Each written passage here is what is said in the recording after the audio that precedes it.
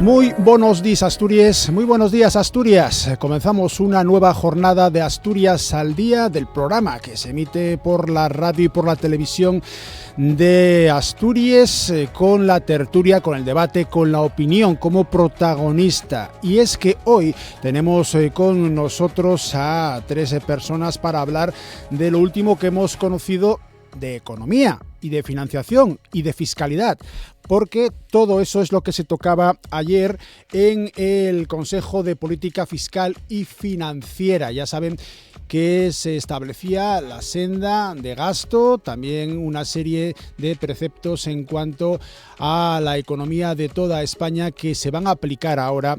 También esos conceptos a los presupuestos de Asturias para 2026. Ayer el consejero de Hacienda, Guillermo Peláez, ya anunciaba que pretenden presentar el borrador de cuentas quizás ya a finales de la próxima semana, después de haberlo aprobado en el Consejo de Gobierno asturiano, las dos fuerzas que forman la coalición actual de gobierno, algo que también está previsto para la próxima semana.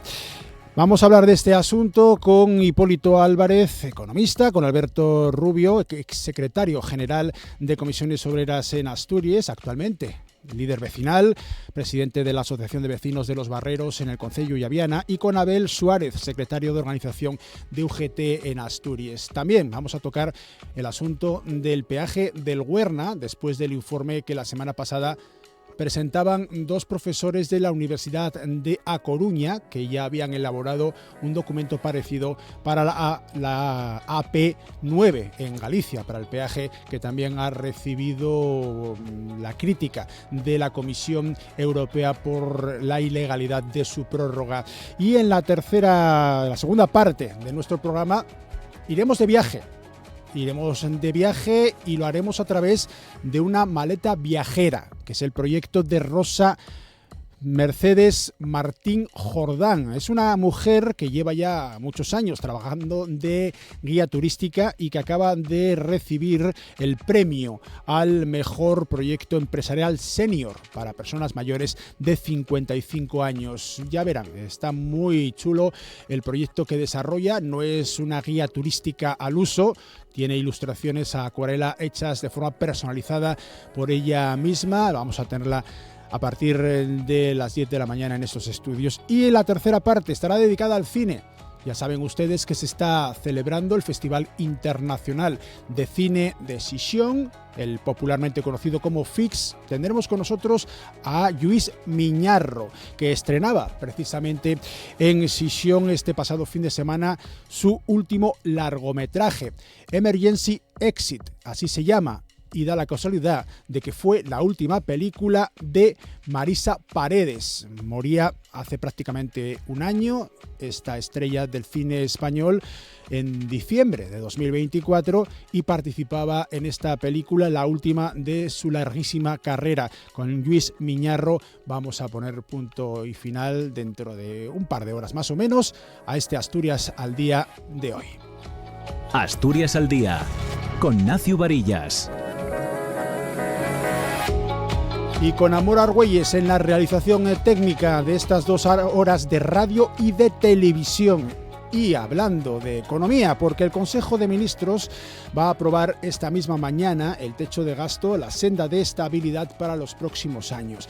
El Gobierno central ya presentaba a las comunidades autónomas ayer lunes, en ese Consejo de Política Fiscal y Financiera que comentábamos antes, la nueva senda de estabilidad para el periodo entre 2026 y 2028. Es decir, los objetivos de déficit, de deuda, la regla de gasto a los que tendrán que ceñirse los territorios. Otra cosa es que la coalición de gobierno disponga de apoyos necesarios en el Congreso de los Diputados para aprobar los presupuestos generales del Estado, después de que el PP haya dicho ya que no los va a apoyar y Junts haya advertido de que no pueden contar con ellos para prácticamente nada.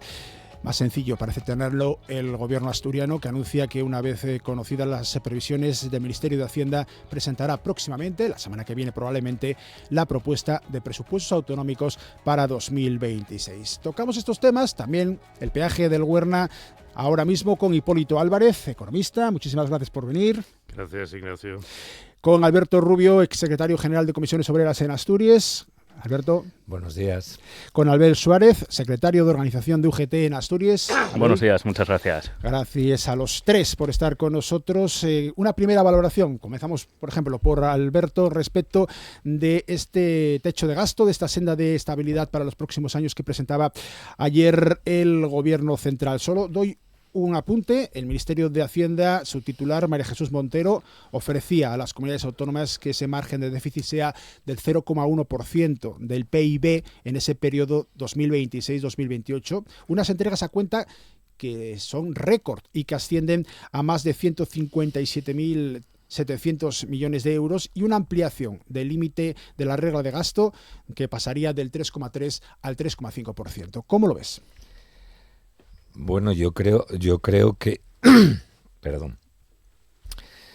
Yo creo que siempre es necesario dar servicios a los ciudadanos en las comunidades autónomas. Partiendo de esa base, yo creo que esta senda está perfectamente bien. Otra cosa, vamos a ver cómo se sujetan los presupuestos de Asturias.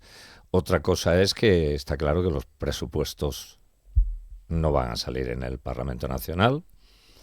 Yo creo que por primera vez en estos 3 últimos años en los que no se presentaron presupuestos, yo creo que se acierta presentándolos, aunque no salgan, porque cada uno que se retrate, diga allí qué es lo que pasa, a qué se van a dedicar las cuentas del Estado. Creo que fue un error hasta ahora que el Gobierno no lo presentase, independientemente de cómo fuese a salir el debate parlamentario y por tanto la votación. Y creo que es un acierto que en estos momentos se haga y se vislumbre la vía de por lo menos del debate de los presupuestos. En cuanto a esto, está claro que desde Asturias debe ser bien recibido. Vamos a ver luego cómo se trasladan los presupuestos de Asturias esa gran cantidad de dinero que va a significar. Lo que pasa es que en el trasfondo de todo esto vuelve a haber la bipolaridad que vive este país.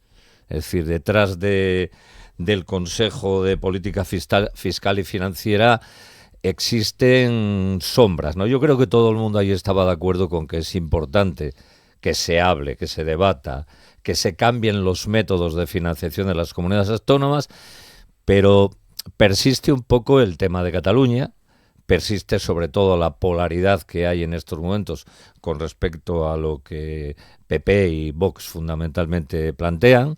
Las comunidades autónomas, que son la mayoría del Partido Popular, son las que en estos momentos están diciendo no a una cosa que va a beneficiar a sus propios votantes y a sus propios ciudadanos, cosa que no entiendo demasiado. Cuando el debate político trasciende, digamos, la vida normal de las personas y lo que son la mejora de servicios a esas personas. Otra cosa es que esos presupuestos en muchas comunidades autónomas sirven poco para mayor mejora o mejora de la vida de los ciudadanos, y van en dirección absolutamente contraria de lo que puede ser una política social de la que este país goza en los últimos años. Mira, yo voy a poneros un ejemplo. Viví esta semana, desgraciadamente, una piedra en un riñón y salí aplaudiendo los servicios públicos que nos presta la sanidad pública. Y eso creo que es importante a la hora de hablar de estos temas, bajarlos a tierra y bajarlos, que eso significa mejoras para la vida, para los ciudadanos, para los trabajadores y trabajadoras y para todo el mundo. Entonces, que venga más dinero a Asturias, que vaya más dinero a las comunidades autónomas después de este desierto que pasamos de recortes y de estar planteando siempre una deuda, digamos, el corte de una deuda que no facilitaba, digamos, la puesta en marcha de medidas de algunas comunidades autónomas, sea bienvenido. A ver. Bueno, yo creo que las noticias son buenas. El aumento de la regla de gasto, más entregas a cuenta de las comunidades autónomas que teníamos hasta ahora, todo hace pensar pues que eso se va a notar en los presupuestos, o por lo menos en la propuesta de presupuestos que vamos a tener en Asturias. Yo, aparte de lo que decía Alberto, voy a decir algo que creo que va a sonar impopular, pero es que en España recaudamos pocos impuestos. Y si analizamos un poco el sistema fiscal que tenemos, el 44% de la recaudación impositiva viene el impuesto de la renta sobre las personas físicas, y yo creo que esto nos tiene que llevar a un análisis que nuestro sistema impositivo, el IRPF y el IVA, se lleven el 75% de la recaudación. Pues igual deberíamos no solo plantearnos el tema presupuestario, sino una reforma fiscal de verdad en nuestro país, que nos haga que la recaudación que tenemos vía impositiva sea la necesaria para mantener los servicios y el estado de bienestar que al final todos creo que queremos. Dicho lo cual, las noticias creo que son buenas, creo que pueden ayudar también a solventar pues las negociaciones presupuestarias que se puedan llevar a cabo. Yo ahí sí que discrepo una cosa de Alberto. Yo espero que reine también en este país un poco pues la responsabilidad política, no solo en Asturias, sino en España. La necesidad de presupuestos es imperioso en una época de crecimiento económico en la que nos estamos jugando una transformación también digital y económica en nuestro país, en que ese crecimiento económico no solo tiene que verse visto en crear más riqueza, sino al final que los puestos de trabajo que se generen sean puestos de trabajo de calidad, puestos de trabajo con estabilidad dentro del mercado laboral, y lo que está claro es que unos presupuestos estatales a esto ayudan. Si a eso sumamos el que tengamos más financiación, yo creo que es el momento de que no solo tienen que servir para que haya presupuestos, sino que tenemos que dar un paso más en nuestra región, un paso más.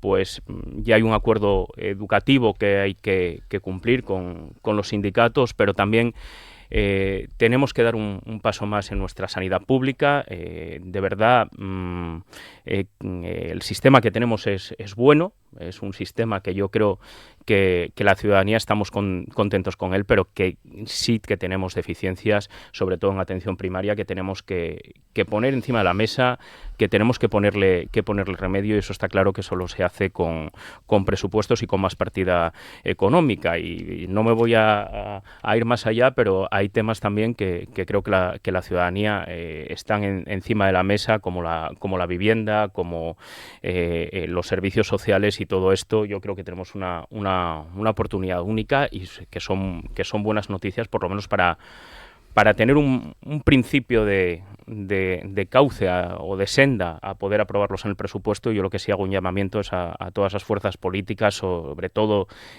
no solo en Asturias, sino en todo el Estado, para que los presupuestos se consoliden, que yo creo que son más cosas que nos unan a la ciudadanía que las que tenemos, son los que nos crean fricción.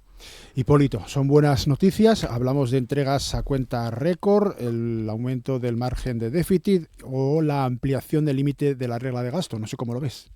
Yo no las calificaría. Son noticias. Son noticias.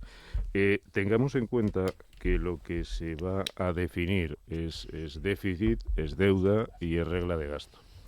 La regla de gasto, independientemente del porcentaje, que evidentemente es bueno, es relativamente bueno que sea mayor, ¿no? Porque hay que matizar. Impone unas limitaciones a la hora de presupuestar, ¿no? Dos cosas. Una, hablamos de presupuestos generales del Estado. Lo que sí es cierto es que en los últimos años del gobierno actual se ha incumplido, no es que sea recomendable, se ha incumplido una obligación constitucional, ¿vale? Es decir, no es que no nos ha apetecido, no. Se habla mucho de los incumplimientos inconstitucionales de determinados partidos para renovar el Consejo del Poder Judicial, y curiosamente el documento maestro de gestión pública, que es el Presupuesto General del Estado, este gobierno ha incumplido flagrantemente, por aritmética parlamentaria, por interés partidista, una obligación constitucional. Segundo, pasemos de las musas al teatro. Presupuesto, sí, un documento. Ejecución es otra cosa. Son dos cosas distintas. O sea, una cosa es el papel lo aguanta todo y implemento o diseño una serie de medidas que favorecen la progresión social, absolutamente irrenunciable. El progreso económico, absolutamente irrenunciable. Pero cuando después pasamos al teatro, es decir, pasamos a las lentejas, cuando llegamos a estos meses y vemos la ejecución presupuestaria del Principado de Asturias, nos llevamos un chasco. Y nos llevamos un chasco. Segundo, llevamos años con un presupuesto expansivo en Asturias. Simplemente tenemos que observar las cifras de los presupuestos que se han presentado y aprobado. Pero la pregunta es, ¿eso ha contribuido a la mejora de la competitividad? ¿Ha contribuido a la generación de empleo estable y de calidad? ¿Ha contribuido a la mejora de nuestra demografía? Quizás las respuestas no sean tan agradables, ¿no? Cuando hablamos de regla de gasto, indudablemente el Principado tiene que hacer una reflexión. El gasto está limitado, por lo tanto tendremos que hacer recortes y limitaciones. ¿Dónde las vamos a hacer? Eso también va a definir, ¿no? Incremento de los anticipos. Bueno, yo creo que cualquier persona de la calle sabe que un anticipo es algo que se da cuenta de una cifra final. Si la cifra final es la misma, lo único que estoy es anticipando dinero, pero la cifra final no cambia. Vale, que lo anticipo. Muy bien, tengo más disponibilidad. ¿Qué ocurre? Cuando nosotros llegamos a final de año en los presupuestos del Principado, y sé que es un tema técnico, están lo que se llaman los remanentes. Coño, sistemáticamente han crecido en Asturias. ¿Por qué? Porque no nos lo hemos gastado. ¿Hemos tenido buenas intenciones o han tenido buenas intenciones? Bueno, pues habría que discutir. Pero da igual que sean buenas intenciones. Si no se gasta, si no se aplica, si no llega al ciudadano, si no llega a la persona mayor que necesita asistencia, si no llega a las personas en exclusión social. Ojo, acabamos de recibir un informe, y además parece que bastante objetivo, donde en España tenemos 4 millones de personas en situación de exclusión social límite. Saquemos el porcentaje en Asturias. ¿Qué estamos haciendo aquí? ¿Qué es lo que estamos haciendo? Evidentemente, Asturias recibe reglas, pero no nos olvidemos, Cataluña recibe concesiones. Concesiones. No podemos aislar. Luego hablaremos de la reforma del modelo de financiación, pero está todo vinculado. Está todo vinculado. ¿Qué nos impone Madrid? Déficit, deuda, regla de gasto, que van a estar controladas desde Madrid. Aquí veremos si el Principado de Asturias tiene un modelo propio y eficaz y ejecutable, o lo que tiene es una inercia administrativa, en cuyo caso no estamos hablando de un gobierno, estamos hablando de administrar. Vale, bueno, pues tiene su tola, ¿no? Y por último, detrás de todo esto late, lo digamos o no, nos guste o no, una determinada aritmética parlamentaria, y lo hablábamos antes en la presentación de presupuestos. ¿Estamos dispuestos a sacrificar el futuro de Asturias en beneficio de intereses partidistas en España por 2 votos más? Eso es lo que nos estamos planteando. Insisto, pasemos de las musas al teatro. Está muy bien ir a la ópera, empecemos por las lentejas, ejecutemos el presupuesto. Voy a decir algo que puede sonar extraño. No me importa tanto la cantidad de presupuesto, me importa la efectividad. ¿Qué llega a mi padre jubilado con 700 euros al mes? ¿Qué llega a esa persona que está esperando una ayuda social y se muere porque se tardan 9 meses en ejecutar? ¿Qué llega a la sanidad asturiana cuando estamos en un riesgo de jubilación tremendo, cuando hemos tenido tensiones tremendas en atención primaria? ¿Qué llega al sistema educativo cuando hemos vivido huelgas de base, no de directivos, de base de la sanidad asturiana, fuertes? ¿Qué es lo que llega? Eso es lo que importa. Lo que importa es que cuando Alberto vaya a la sanidad asturiana, la atiendan con calidad, con rapidez. Espero con que tarde ya, ¿eh? Claro. Y cuando vaya yo, que también me he operado de colon y de un infarto y de no sé qué, pero que me da igual, aunque sea un resfriado. Que no lleguemos a urgencias y estemos en un box 8 horas. Alberto, que además tuviste que pasar por boxes precisamente. Por boxes, pasé en una reparación muy buena, por cierto. No, yo comparto una parte importante de lo que dice Hipólito. Rara avis, ¿no? Pero bueno, en todo caso, en este caso sí, yo creo que hay un problema con la ejecución presupuestaria. En Asturias, en España, en los ayuntamientos. A mí me toca mucho bregar ahora con un ayuntamiento que al final acaba teniendo una ejecución presupuestaria escasamente del 50% y lo demás todos son remanentes. Es decir, yo creo que cuando hablamos de este tipo de cosas está lo macro y lo micro, ¿no? Está las grandes cifras que se manejan en Asturias, que se manejan en España, en otras comunidades autónomas, y luego está cómo llega eso al ciudadano, que al final es lo que vale, ¿no? Lo que cuenta. Hombre, cuenta sobre todo, cuando se habla de un presupuesto, cuenta la intención. No todo el mundo quiere hacer con el mismo dinero la misma cosa. Y de ahí que los debates, por ejemplo, en Asturias, vayan por el derrotero de que independientemente de la ejecución presupuestaria y de otras cuestiones, el derrotero es que alguien dice, de pronto, no conozco los números, pero voy a votar que no. Entonces ahí implica también una situación. Hipólito decía que dependemos de 2 votos. No, el Parlamento asturiano tiene más votos. No, me refería al Parlamento español. Es decir, vale. Las sí. imposiciones del gobierno de español acuerdo, están condicionadas por la aritmética parlamentaria, que al final son 2 o 3. Yo iba por el mismo lado y da igual en un sitio que otro. En Asturias no lo que dos. me refiero... En Asturias no son 2, es 1. En Asturias es 1 nada más. Lo que me refiero con esto es que al final la situación partidista está ahí. O sea, está ahí. O sea, aquí no vale decir voy a arrojar la piedra al que tengo enfrente viendo lo que tengo al lado. No. En España y en Asturias también hay partidos que dicen desde el principio no te voy a votar. Punto. Y da igual la cifra que pongas de lo que hables, qué situación se va a dar, porque no va a haber ese voto, porque ese voto viene condicionado también por perspectivas electorales. Eso es la democracia, que diría Rato, ¿no? Eso, la democracia, amigos. Y la democracia es eso, pactar, intentar superar. Lo que no vas a superar nunca es que alguien te diga no, porque no. Y punto. No, porque no. A partir de ahí, evidentemente yo comparto lo que aquí se decía, es decir, aparte del presupuesto, aparte de la ejecución del presupuesto anterior, aparte de los remanentes que tienen que incluirse también en el presupuesto siguiente, está en eso macro y en ese micro también qué aporta cada uno al erario público. Es decir, yo comparto contigo, yo no me asusto en absoluto de que se hable que hay que tener más carga impositiva para los que en este caso tienen más.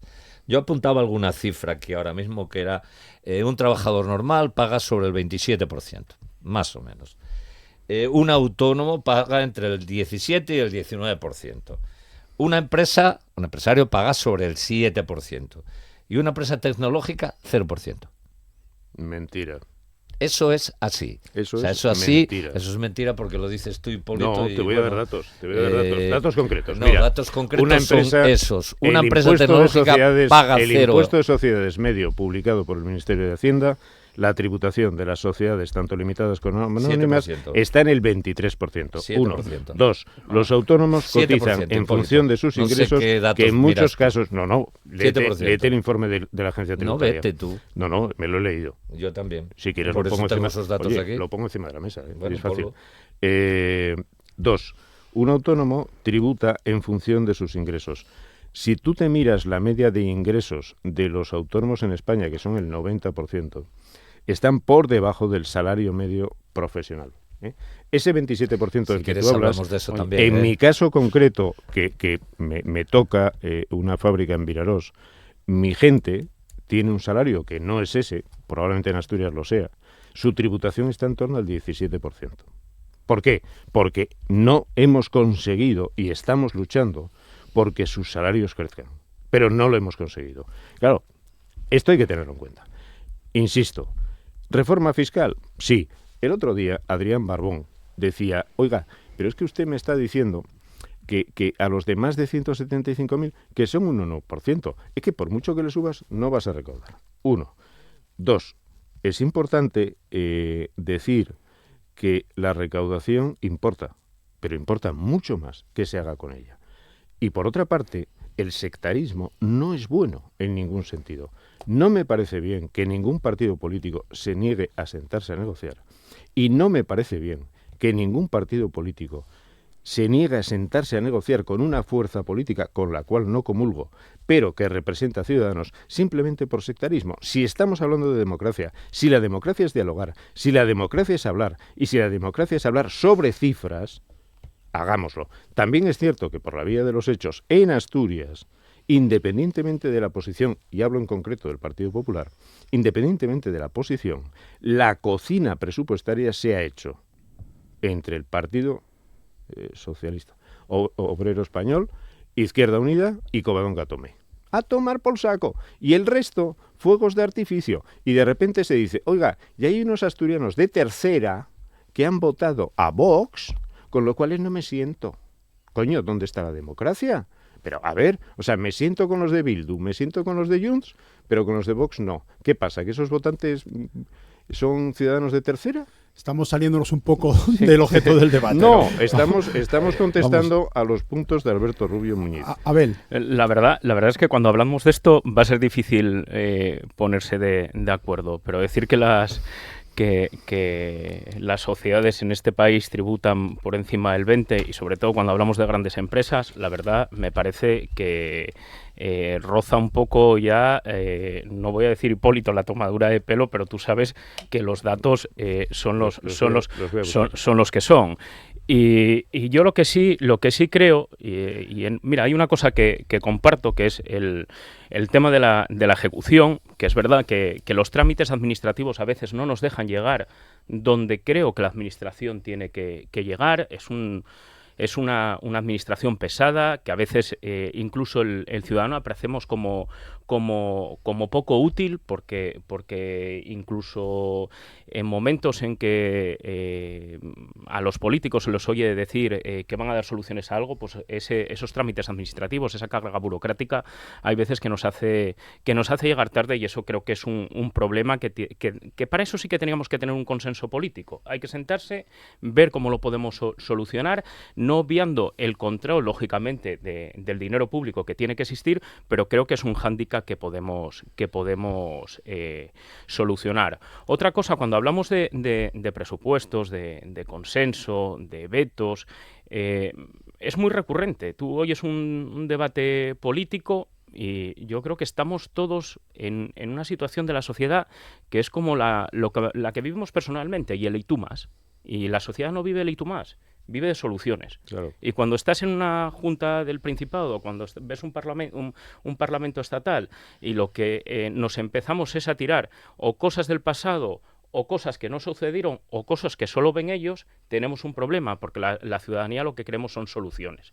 Y las soluciones se hacen de una forma muy clara. Tú decías, Hipólito, que los presupuestos, yo creo que sin hoja de ruta no vamos a llegar a una conclusión final o a un hecho concreto. Claro. O sea, que es verdad que el primer paso es diseñarlos, poner unos presupuestos encima de la mesa que sean eficientes para la ciudadanía. Yo hay una cosa que discrepo contigo, que es cuando decías lo de generación de empleo. Yo creo, y cuando me refería antes a generación de empleo y empleos de calidad, yo creo que hay que conducir nuestro sistema productivo y tenemos oportunidades para crear empleos de más calidad de los que tenemos y más estables, pero lo que no se puede negar es que en estos últimos años, sobre todo esta última reforma laboral, lo que ha hecho es crear una estabilidad en el empleo que no existía. Y la subida del salario mínimo interprofesional, aunque sea insuficiente, también ha ayudado a mejorar el poder adquisitivo de las familias con más necesidades en nuestro país. Y nunca olvidándonos pues de los 4 millones de personas que están en exclusión social, que decías, que es totalmente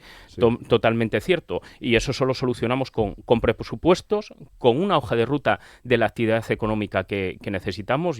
Se me viene a la cabeza en Asturias ahora mismo las oportunidades que tenemos, en Avilés con los terrenos de baterías, de crear industria, de crear valor añadido, de intentar crecer en finalización de producto que cree un valor añadido a nuestra economía y sobre todo empleos de calidad estables y de mejor remuneración. Yo creo que eso es lo que tenemos que trabajar y en lo que nos tenemos que poner de acuerdo los agentes sociales, económicos y el gobierno del Principado para poner sobre el papel en materia de presupuestos, en materia de concertación social en nuestro caso, soluciones a los problemas que tiene la ciudadanía asturiana. Yo creo que entrar en un debate de vetos, de números, al final es innecesario. Claro. No, solamente un matiz. ¿Ya lo encontramos? Sí, un matiz.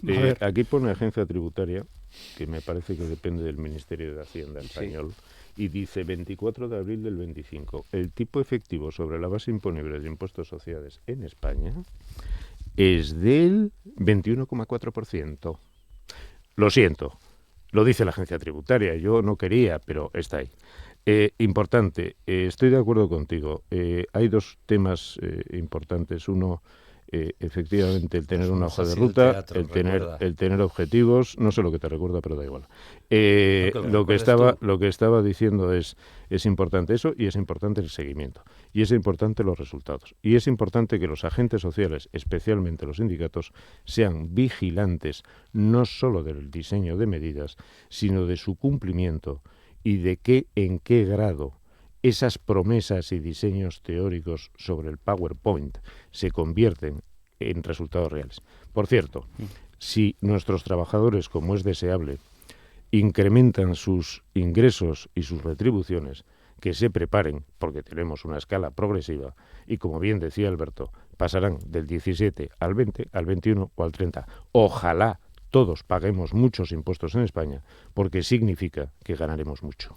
Había un tema, y ahora te doy la oportunidad también de rebatir lo que acaba de decir Hipólito, Alberto, que se planteaba en el día de ayer, en el orden del día del Pleno del Consejo de Política Fiscal y Financiera, incluía la reforma del modelo de reparto. Y la ministra de Hacienda, María Jesús Montero, se comprometía a presentar entre enero y febrero del próximo año su propuesta de reforma del sistema de financiación autonómica. Decía Hipólito, reglas para Asturias, concesiones para Cataluña. Se va a aplicar a las 15 comunidades del régimen común, sin excepción, asegura Montero, este régimen, aunque esto no va a impedir, aseguraba según palabras textuales, tener en cuenta singularidades o particularidades territoriales. No sé si es el café para todos, pero para ti con pingarates, para ti con hielo y con leche, y para ti pues igual solo. Hombre, está claro que aquí lo debatimos en su momento.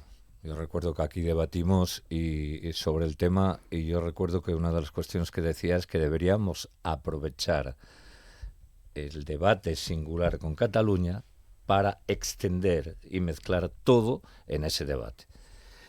No mezclar todo en el café para todos con pingarates o no sé qué, sino hablar de situaciones reales, de no hacer reglas absolutamente rígidas desde el punto de vista de aquello que si va por población o va por territorio.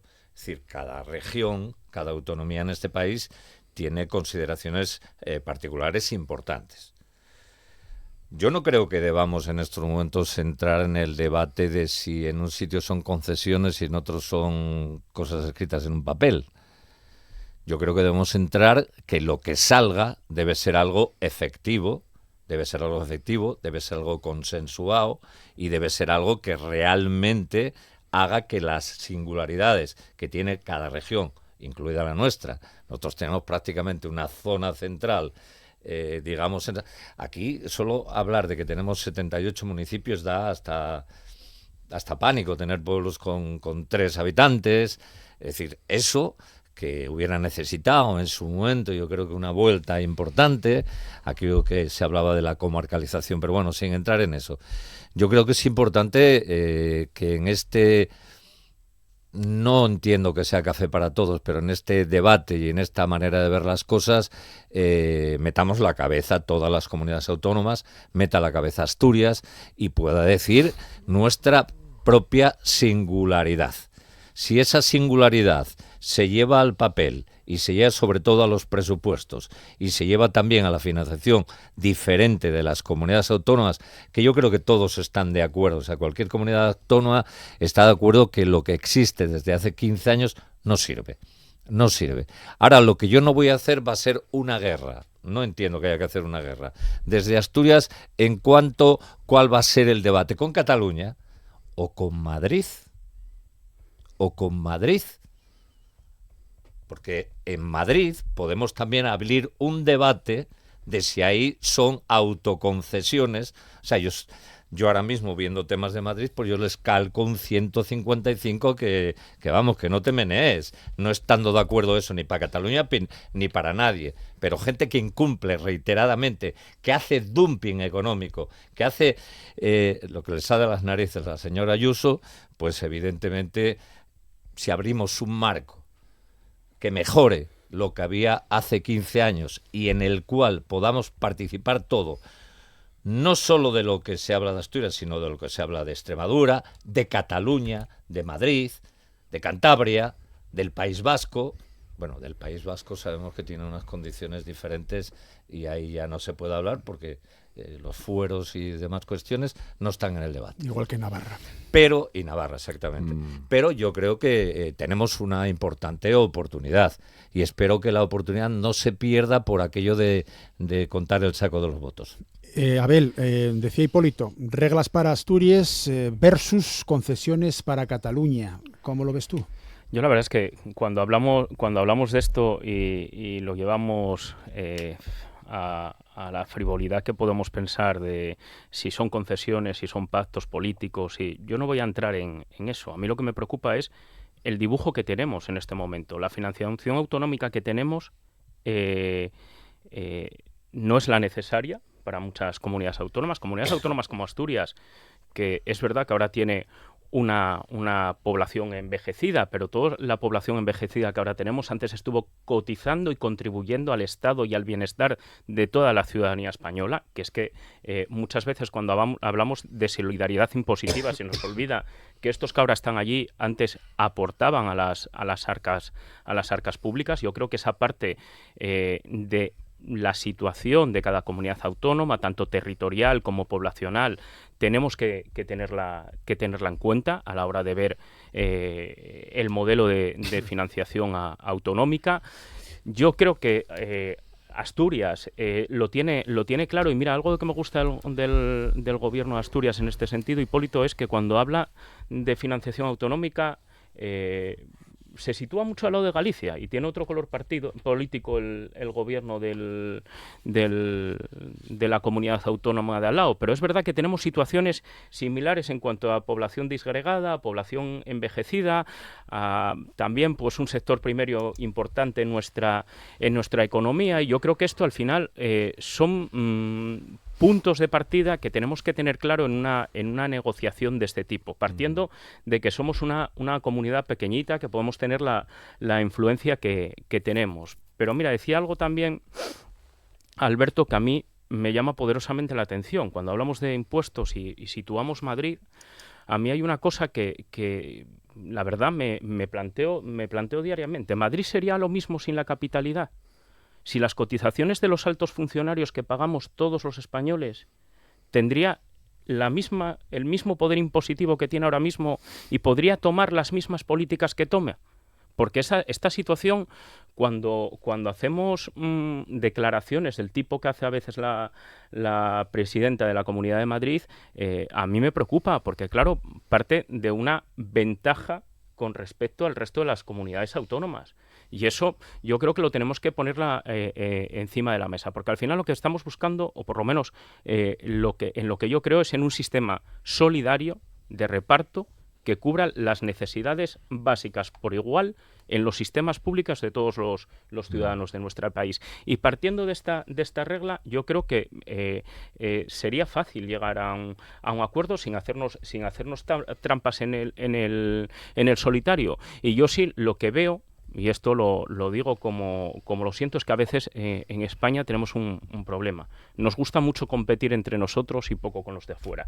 Y eso creo que es un marco que tenemos que cambiar, porque cuando una empresa se sitúa en un sitio o en otro, al final lo que tienes que generar riqueza para todos, y yo creo que si la compartimos, pues avanzaremos mucho más y mucho más rápido. Bueno, este era el tema principal del debate hoy entre nuestros invitados en Asturias al Día. Teníamos el otro tema que queríamos tocar también. ¿Puedo hacer comentarios sobre este? Remata rápidamente y pasamos a lo del peaje del Huerna. Este tema no me has dejado hablar. Venga, sí, hombre, has hablado y muchísimo además, pero bueno, lo cronometramos. De la reforma del modelo... Sí, venga, tienes razón. Pareces a Garfield, ¿oíste? La película. De la reforma del modelo no. Vamos a ver, varias cosas muy rápidas, porque uno, evidentemente el gobierno de Asturias tiene momentos de lucidez y se une a Galicia, ¿no? Dos, lo importante de Madrid, y volvemos al origen y os doy la razón, es la mejora de calidad de vida de los ciudadanos de Madrid. No es Ayuso, no, el resultado, ¿no? La capitalidad, pues evidentemente la capitalidad... La mejora de los ciudadanos de Madrid. Sí, caballero. Pues la pregúntales a ellos. No, y si les pregunto. De hecho, yo he vivido 20 años en Madrid y paso casi 2 semanas allí. Y lo vivo. Y lo vivo no solo en el barrio de Salamanca, lo vivo en Vallecas, lo vivo en Carabanchel y a veces en el Pozo del Tío Raimundo. Dicho esto, ¿qué sucede? ¿Estamos poniendo en cuestión la capitalidad de España? Pues no. Segundo, evidentemente, si hablamos de ventajas competitivas o comparativas, la fuerza que tienen los partidos independentistas en el gobierno de España es una ventaja diferencial y, por lo tanto, Madrid tiene capitalidad, Cataluña tiene RC, Junts, CUP, etcétera, etcétera, ¿no? El País Vasco, hombre... Lo hemos hablado aquí, la Constitución española siempre se está poniendo en cuestión y que deberíamos actualizarla. Bueno, pues a lo mejor nos tenemos que plantear si esos fueros o ventajas diferenciales están. ¿Qué nos sucede con el modelo de financiación? El actual penaliza la dispersión geográfica, Asturias, el envejecimiento, Asturias, y la orografía, Asturias. Sí. Pues señores, no. ¿Qué es lo que está pasando con ese modelo de financiación? Y me da igual que frivolicéis con las concesiones o no concesiones, es un hecho. Quieren la agencia tributaria propia, de repente que nosotros hemos sufrido la variante de Pajares durante años. Ahora va a 350 kilómetros por hora a Cataluña. Anda, fíjate. Pero no va a Cádiz, no va a Cáceres, no va a Valladolid, va a Cataluña, no va a Bilbao, ¿vale? ¿Qué han hecho en el modelo de financiación? No han puesto cifras concretas ni calendario. Han puesto una intención. Lo lanzamos. ¿Qué creo que debe tener Asturias? Asturias debe reclamar con voz propia, en voz alta, lo que ahora está reclamando en voz baja y con humildad, que me parece bien, lo que otros están exigiendo en voz alta. Asturias se merece su propio modelo financiero. ¿Qué ocurre? Que al final 17 comunidades autónomas y 2 ciudades autónomas hay que equilibrar y hay que diferenciar entre dantes y tomantes. Nos sucede con la Unión Europea. Tenemos territorios dantes, País Vasco, Cataluña, Madrid y regiones tomantes. Hablemos de Asturias o hablemos de Extremadura. Evidentemente, los dantes quieren dante poco y los tomantes dicen, oye, por favor, acuérdate de los pobres. Y en todo esto, no sé cómo veríamos, estamos hablando de comunicaciones precisamente con el AVE, el asunto del peaje del Huerna. Un informe encargado por Somos Asturias a 2 profesores de la Universidad de A Coruña que ya habían elaborado un estudio similar para el peaje de la AP9 asegura que suprimir el pago en el Huerna costaría la mitad de lo que advertía la concesionaria. Son Carlos Aymeric y José Antonio Blanco Moa los que realizaban este estudio, un estudio que la empresa matriz Itinere, de la que depende Aucalsa, asegura tiene un valor de mercado de 1.900 millones de euros. Dado que Aucalsa representa el 15% del grupo, su valor de mercado se sitúa en 285 millones, una cifra que según el estudio representaría el coste real de la concesión si se anula el peaje. Vamos a empezar al revés. Venga, ahora por Hipólito, que acaba de intervenir, y luego ya rematáis vosotros. Tenemos menos de 10 minutos. Vamos a ver, primero, el estudio de Somos. Yo me lo he leído. No hay un soporte de cash flow, un soporte financiero sólido, pero está ahí, ¿no? Si es cierto, y vamos a darlo por cierto, el gobierno de España tiene que pedir perdón. y dar explicaciones. Claro, si es así, pues no lo entiendo. ¿Qué ocurre? Que en paralelo el Ministerio de Transportes, este hombre se llama Óscar Puente, defiende la legalidad de la prórroga. Porque cuidado de lo que estamos hablando. Y la defiende porque la abogacía del Estado y la intervención del Estado ratificaron esa legalidad.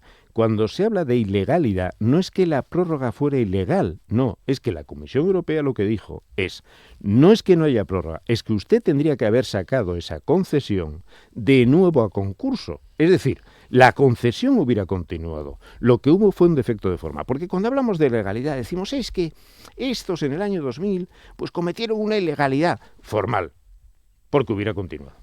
2. Me encantaría y me encantará que el informe de Somos no sea simplemente un argumento para titulares, un informe para titulares. Me gustaría, de verdad, que lo que supone el Werna en competitividad, en transporte, en movilidad, en interconexión, en desarrollo económico, se traduzca en la realidad. ¿Quién lo tiene en su mano? Hoy, no en el año 2000, hoy, el Gobierno de España. El Gobierno de España.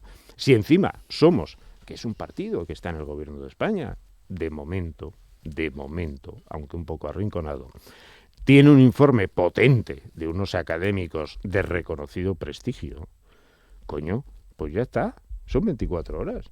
Tiene el BOE en su mano. Ya está.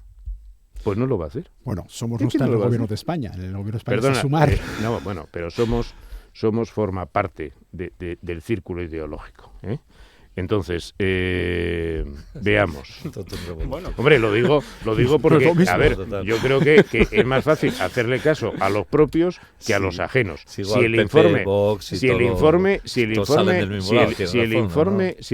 lo hubiera emitido Falange Española, entendería que el Partido Socialista también está en el gobierno, quizá español. No, son todos de la misma. Sí, no. Me da la sensación de que Somos. Si dividimos entre izquierda y derecha, me da que Somos está a la extrema derecha. No, creo que no. ¿Vale? Pero es un informe académico. Olvidemos quién lo ha promovido. ¿Y qué es un informe sólido? Vale. Primero, Gobierno de España pide disculpas. Segundo, aplíquelo. Y a correr, que son 2 días. Alberto o Abel, sí, que quiera.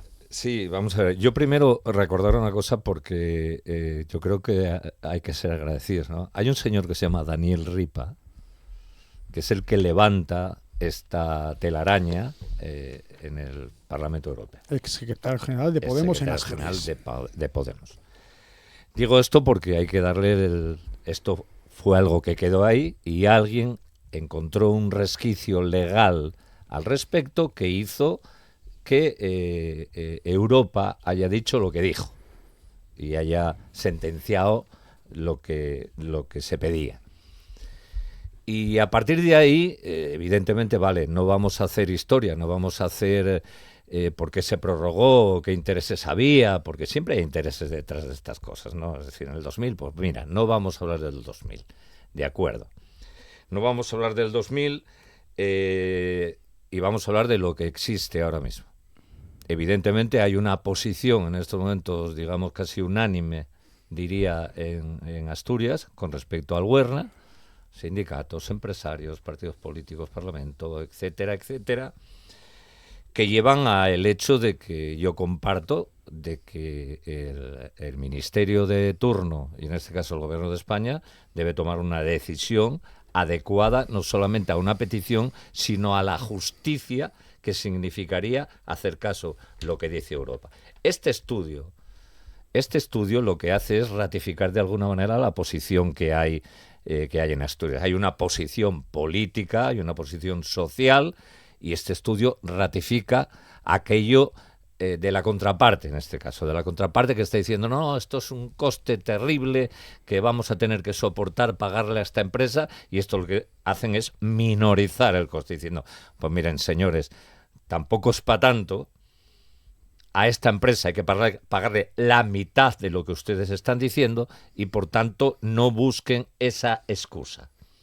Entonces, si este estudio refuerza, estamos hablando del estudio, supongo, si este estudio refuerza la posición social y política que hay en Asturias con respecto a que no es para tanto económicamente, dar una salida en todos los términos que acaba de referirse Hipólito, en todos, hágase. Sí, yo estoy de acuerdo, hágase. Sí, te voy a hacer un comentario, solamente una cita breve. Óscar Puente dijo: no pesa mucho el peaje, en la opinión de los asturianos, y añadió que el cobro continuará, pase lo que pase, con las manifestaciones convocadas. No, si yo no digo que tenga razón Óscar Puente, le digo solamente que el estudio refuerza una posición política y social. Que tiene pinta hormiga. Y hágase, es decir, comparto lo que te digo. Yo no sé la pinta que tiene, lo que sí sé es de dónde venimos y por qué estamos aquí. Y en el 2000 se toma una decisión política de prorrogar un peaje por un gobierno con José María Aznar a la cabeza del Partido Popular y con un ministro que es Francisco Álvarez Cascos. Esa es la realidad de que partimos, y eso es una decisión política en la que... Hipólito, yo no te interrumpí, déjame un momento. Déjame un momento que voy a llegar también al arreglo de las cosas. Pero cuando ponemos aquí y nos rasgamos las vestiduras y decimos que, no sé, es que aquí hay una decisión política. Una decisión política que en otros casos no se toma y se liberalizan peajes o se rescatan a costa del dinero de los ciudadanos asturianos, de nuestra competencia y de nuestra salida a la meseta, que en eso estamos todos de acuerdo. Y yo creo que una vez que llegamos hasta aquí, yo voy a decir una cosa, creo que lo que está haciendo el gobierno del Principado con el tema de judicializar el proceso está bien, pero es insuficiente. Creo que yo ya no me voy a meter en el estudio si la cuantía es mucha o es poca. Creo que es de justicia. Y a veces con los presupuestos y con el dinero hay que hacer justicia. Claro. Y a nosotros ya nos condenaron durante años a una salida, tanto para los ciudadanos como para las mercancías, una salida única con un coste, que es el peaje. O sea que aquí yo sí que les pido al gobierno de España pues un poco de, por lo menos...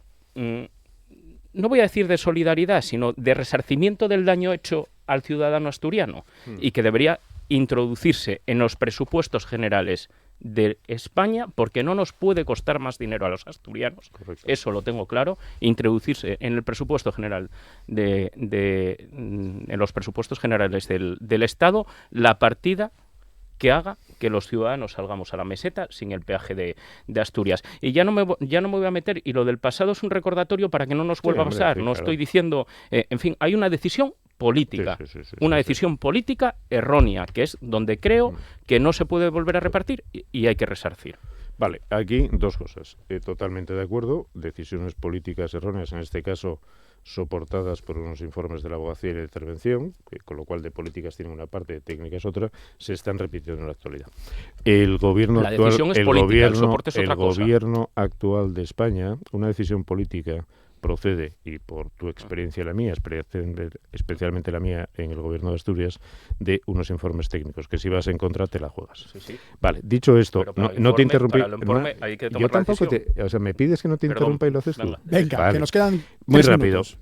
¿Qué sucede? El gobierno de España, que lleva desde el 19, ha tenido oportunidad de, sin necesidad, siendo sensible a las necesidades de los territorios, en este caso del Huerna, ha tenido 6 años para corregir. Me da igual que sea una decisión política y técnica injusta y errónea, no lo ha hecho. Y ahora que tiene la oportunidad, resulta que el gobierno de Asturias se ve forzado a una vía judicial. Hombre, yo creo que esto es una cuestión de voluntad política, no de dinero. Alberto. Sí. Un minutín. Sí, yo creo que es un problema de voluntad política. Evidentemente, es decir, yo creo que aquí está fallando con los asturianos el gobierno de España. Y aquí no tenemos que buscar elementos técnicos, yo creo que hay que buscar elementos políticos, claro, que son de lo que se trata en el 2000 y ahora. Exactamente lo mismo. Y recordar, él lo decía, recordar una cosa, fuimos la despensa industrial de este país. Fuimos la despensa industrial de este país. Bueno, con Bilbao, con todo lo que con eso conlleva, y por tanto necesitamos, por lo menos, que ahora que somos un poco más viejinos y estamos peor, se nos considere esa parte de nuestra historia. 30 segundinos, Abel. No, la verdad es que yo creo que en el fondo estamos de acuerdo y además en algo como el peaje del Huerna, que la sociedad pública asturiana presenta un consenso, dice mucho de cómo nos planteamos las cosas. Al final, en algo que estamos de acuerdo y que debería ser algo que llevamos de hecho, hay puntos de vista diferente. O sea que en esos puntos de vista diferente pedirle al ministro que de verdad nos dé una solución a lo que todos pensamos que es erradicar el peaje. Alberto Rubio, Abel Suárez, Hipólito Álvarez, los 3 tertulianos de hoy en Asturias al Día.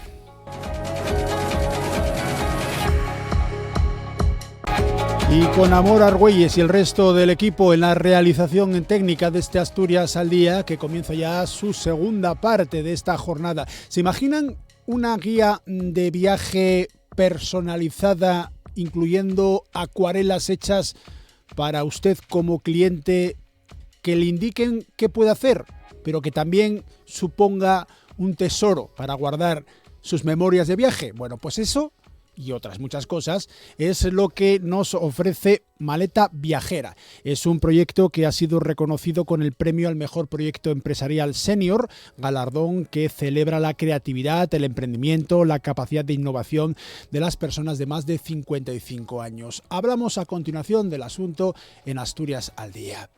Y lo hacemos con Rosa Mercedes Martín Jordán. Rosa, ¿qué tal? Hola, muy buenas. buenos días. Gracias por venir a los estudios de RTPA. A ver, lo primero, premio al mejor proyecto empresarial senior. ¿Cómo funciona? ¿Os llaman? ¿Os presentáis? ¿Quién lo organiza?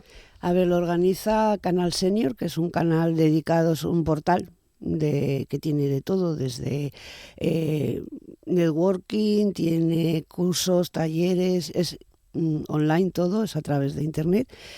Y lanzó este proyecto este año por primera vez al mejor emprendimiento senior. Y bueno, un conocido mío me dijo, oye, están lanzando un premio, un concurso, ¿por qué no te presentas? Porque la Maleta Viajera es muy chula. Dije, bueno, me presentaré, pero quien se presenta, pues ya te digo, como quien se presenta, bueno, pues a cualquier otra cosa. Y resulta que salí finalista. Escogieron unos 10 más o menos, y de esos 10 proyectos quedamos ahora en octubre, quedamos 5. Durante estos 6 meses hemos estado teniendo reuniones de networking, siempre a través de internet, los lunes. Y ahí ya teníamos no solamente los seleccionados, sino toda la gente que se quería unir, que es del canal. Y ahí hablábamos, teníamos una serie de talleres, pues cómo preparar un plan de empresa, como, bueno, un poquito más. Ese ya era solamente para los seleccionados. Uh-huh. Y bueno, todas las semanas durante 6 meses pues hicimos una red de contactos, y el 30 de octubre fue la final, fue a nivel nacional también, había un jurado popular y un jurado profesional, y se hacía una media de los 2 resultados y quedamos 5, o sea, nos presentamos, llegamos a la final 5 y quedé ganadora, no quedé finalista. Aparte de la repercusión económica, que no sé si se puede decir. Sí, bueno, 1.500 euros. Que está muy bien. Es una ayuda muy buena. Claro, sobre todo la repercusión que supone de difusión. Sí, sí, porque además... Y de espaldarazo a que tu proyecto gusta y tiene salida. Sí. Sí, a ver, yo cuando lo hice, bueno, o sea, empecé así poco a poco, empezó como una afición y empecé a dar conocidos, oye, ¿por qué no me dibujas esto? Y dije yo, oye, pues la cosa parece que puede funcionar, y me lancé a hacerlo con un plan de empresa y todo. Vale, porque tú profesionalmente eres guía turística. Sí. Sí. Oficial. Sí, tengo la acreditación y trabajo en Asturias. Trabajas sobre todo en Sisión y en Avilés, aunque por encargo vas a cualquier sitio de Asturias. A ver, sí, normalmente, claro, si tengo ese día, no tengo otra ruta diferente, pero sí lo normal es que yo tengo abierto todos los días Gijón y Avilés, y luego encargos pues de gente que viene y quiere ir a Villaviciosa o a Covadonga o eso, me lo dicen con tiempo suficiente, y entonces, bueno, se busca una fecha que nos cuadre a los dos y le hago la visita. Vale, y podríamos decir que Maleta Viajera lo que se te premia ahora podría ser la evolución de lo que llevabas haciendo a lo largo de unos cuantos años, que era Viajera Ilustrada. Sí, a ver, Viajera Ilustrada es la página que tengo en Instagram y empecé por ahí. Viajera Ilustrada abarca todo. Guías de turismo, los dibujos que yo hago de edificios, que estoy metida dentro de un grupo de Urban Sketcher, entonces Urban Sketcher Asturias, y salimos a dibujar. Entonces todo eso lo englobo dentro de Viajera Ilustrada. Dentro de Viajera Ilustrada saqué ahora Maleta Viajera. Vale.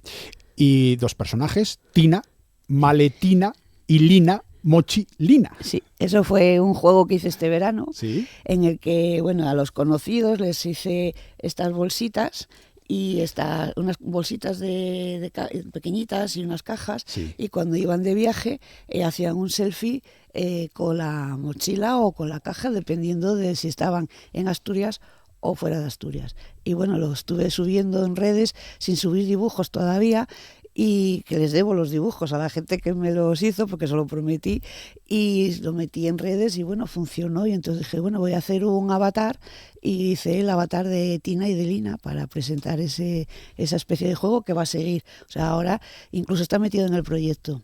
La idea, viaje, pero personalizado. Sí. El cliente potencial no es un gran grupo de adolescentes, No precisamente. No, está pensado sobre todo para novios, viajes de novios, que lo encarguen los novios o que lo encarguen unos amigos de los novios para que se lo lleven, o aniversarios, o una persona que le guste mucho viajar y le guste todavía eso de llevar un álbum de fotos, llevarse un cuaderno de campo y dibujar sobre la marcha.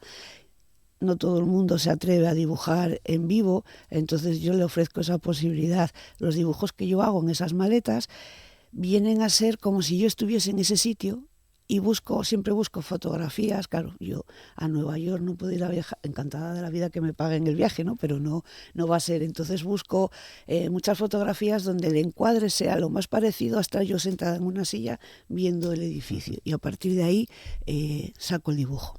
Vale, y eso, si viajas, la gente que te contrata viaja fuera. Sí. Pero si la gente viene aquí, también lo haces, y ahí sí directamente viendo lo que estás dibujando. Ahí sí, ahí ya tengo material suficiente de dibujar, con mis salidas a dibujar, y esa sería la mochilina o lina. Es una mochila de lona, al contrario. ¿Que la tenemos por aquí? Sí, esta de aquí. No sé si se ve en la imagen en la tele, y para los oyentes pues es una mochila blanca, de algodón, que lleva el avatar de Lina, y es Descubriendo Asturias.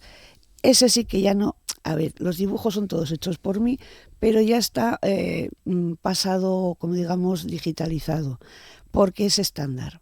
Es estándar, aunque sigue siendo personalizado. Claro, no te vas a poner a bordar cada una de las mochilas. Entonces, es prácticamente y los imposible. Dibujos son dibujos que tengo yo hechos míos de cuando salgo a la calle, entonces los concentré todos en un cuaderno, y siempre en la mochila intento meter algo personalizado también para que no se vea que es un texto ahí en ordenador. Claro, la idea sería, si al final el cliente te contrata y compra la mochila, esa mochila sirve también como excusa, si es que hace falta alguna, para tener un sitio donde guardar todo lo relacionado con el viaje. Esa es la idea. Hay gente que, por ejemplo, guarda facturas, tickets de compra, de autobús, el propio billete del viaje, por supuesto las fotos, todo lo que tenga que ver con el viaje de una forma artesanal, cercana, y que dentro de 40 años, cuando recuerdes dónde estuviste y con quién, en este caso con Rosa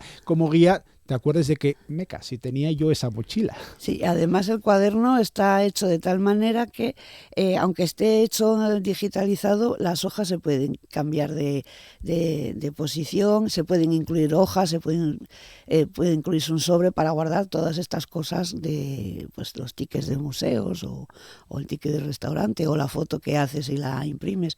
Entonces, aunque yo lo llamo la versión estándar, no deja de estar vivo, porque yo hago cultura asturiana y lo típico que se suele ver en Asturias cuando se viene a Asturias, pero que si tú me lo dices con tiempo, yo te hago un añadido, pues yo qué sé, suelo hacer lo típico, Cudillero, Llanes, Gijón, Avilés, bueno, pero si me dicen, es que quiero ir, yo qué sé, a Somiedo, bueno, pues busco algo de Somiedo y te lo meto. Tú, de forma habitual, de forma estable, decíamos antes, Avilés y Xixón, en el caso concreto de esta última localidad, tienes 2 rutas habituales, la de Cimavilla y una que se llama Mujeres de Gijón.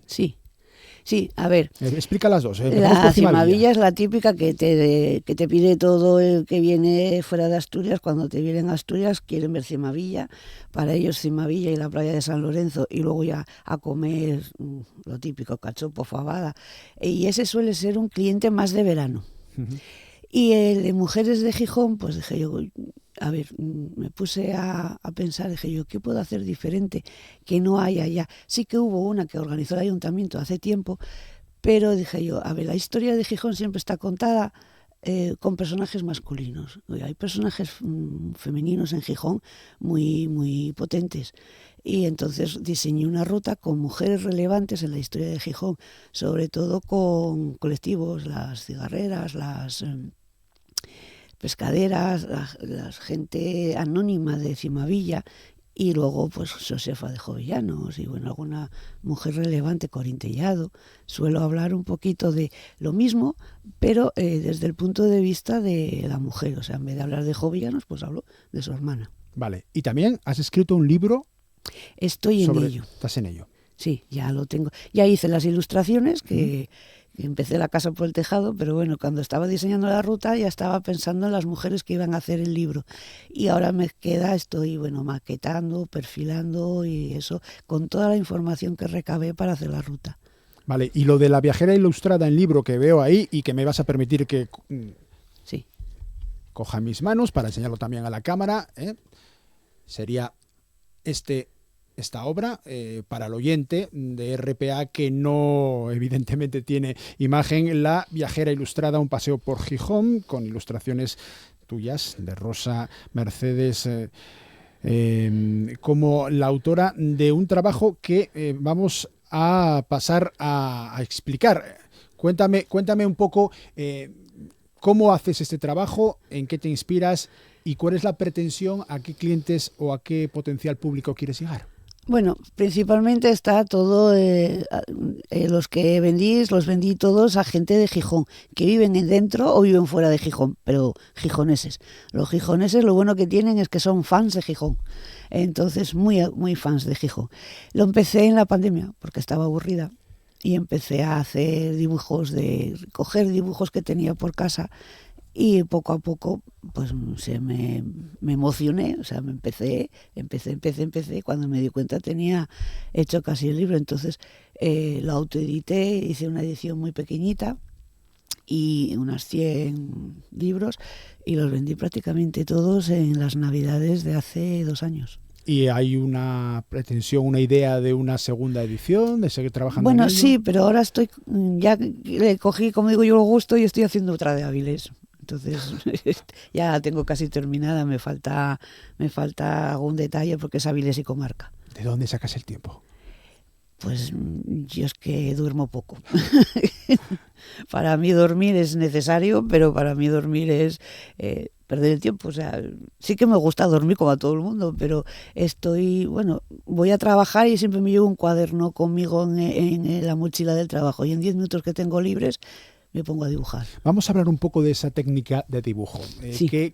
¿Cómo sueles dibujar y qué utilizas? ¿Qué técnicas utilizas?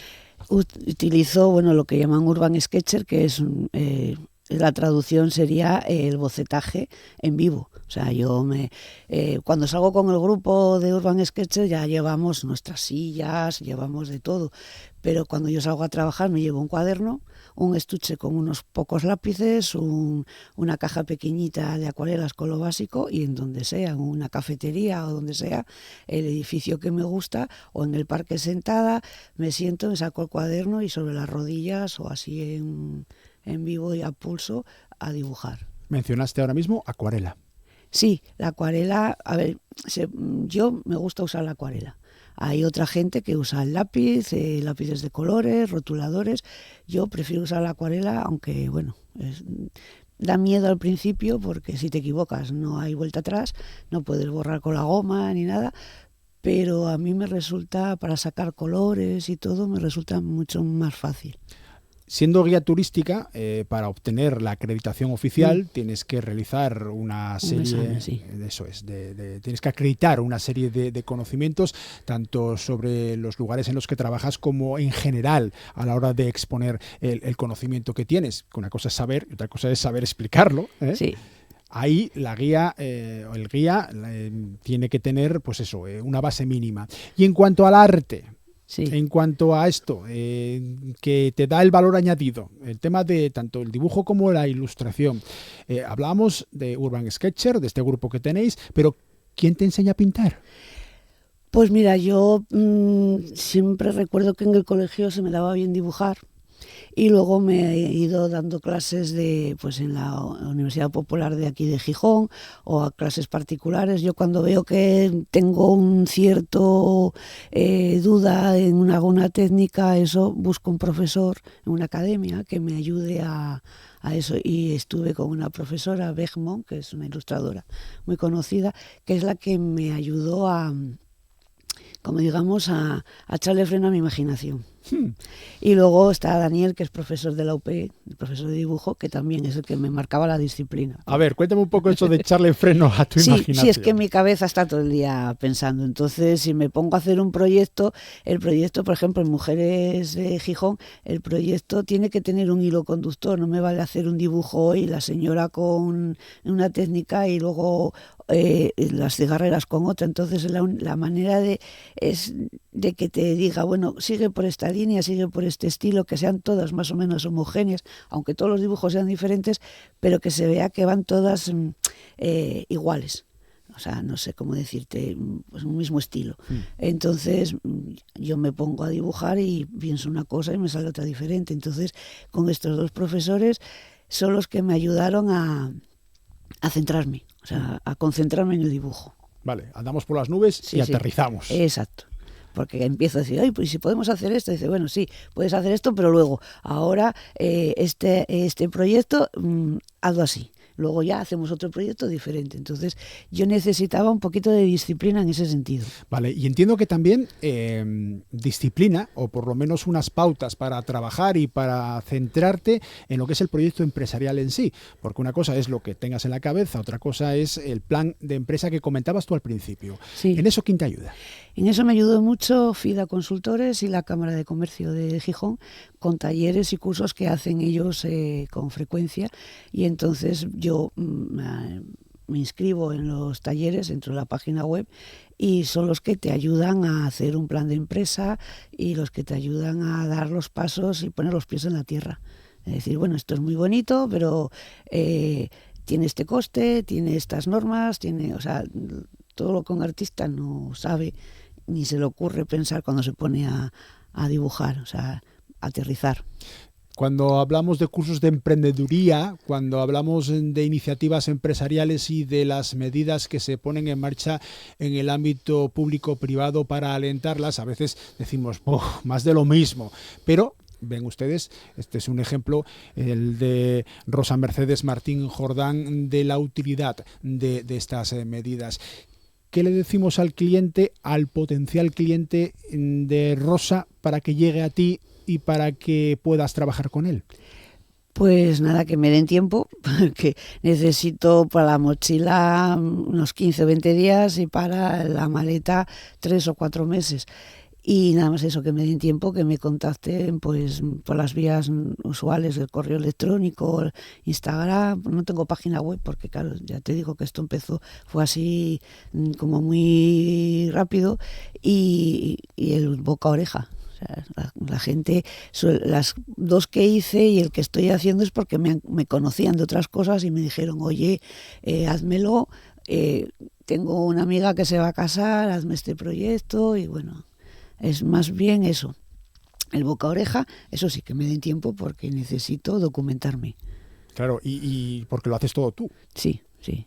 porque la idea es precisamente eso, que esté personalizado, que seas tú la artesana y en este caso vinculado a los viajes, pero no en exclusiva como estamos escuchando. Lo último, una reflexión respecto de que hayas dado el paso, después de ser profesionalmente durante muchos años guía turística, a este otro proyecto empresarial, bueno, ya con una edad. Eso no ha sido problema, no ha sido un obstáculo, ni mucho menos. No, el problema de la edad, nada, es lo que pone el DNI, pero vamos, claro, nada más. O sea, yo me siento joven. A ver, sí, ya tengo años, el DNI no engaña, pero yo me siento joven y bueno, estoy dispuesta a esto y a más proyectos que se me pongan por delante. Siempre relacionado con lo que yo sé, claro. Bueno, pues hoy la excusa para hablar con Rosa Mercedes Martín Jordán. Es el proyecto Maleta Viajera, esta guía turística que hasta ahora tenía otro proyecto que era Viajera Ilustrada y que después de haber conseguido el premio al mejor proyecto empresarial senior en toda España, ahora trabaja en esta otra iniciativa. No para, no duerme y no se le nota. Hoy dormí 5 horas. Llegué ayer de Avilés sobre las 9, me puse a preparar para traeros aquí las cosas y a las 7:30 ya estaba de pie, o sea que, bueno. Pues gracias por haber venido a Asturias al Día, Rosa. Gracias a vosotros. Y comenzamos la tercera parte del Asturias al Día hablando de cine y del Festival Internacional de Cine de Xixón.